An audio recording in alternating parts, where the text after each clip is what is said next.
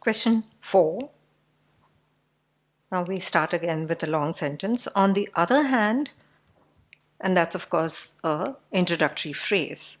An artist is a person who comes up with the original idea, the whole reason for doing it in the first place.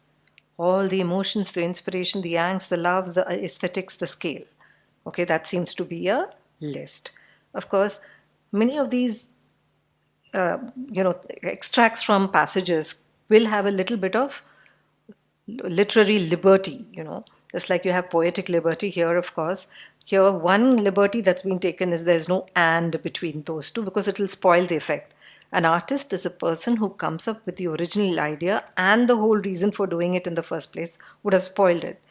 It's more for impact. You could have put a hyphen there also. But anyway, that's in the non-underlined portion. I'm going to ignore that bit. So I need to look at only what happens after the place.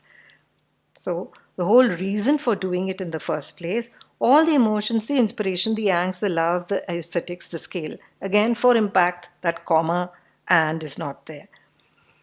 Now, if I have a semicolon and a list, is that allowed? Reason for doing it in the first place, semicolon followed by a list is not allowed. Therefore, the given one A is wrong. What I need over here is a colon.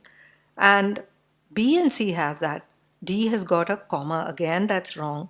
So I can throw D out. What we need is a colon. Both B and C have the colon. The difference is after the first item, you have a comma in B, a hyphen in B and a comma in C. We need commas after all the items in the list, and therefore B is wrong and C is the correct answer.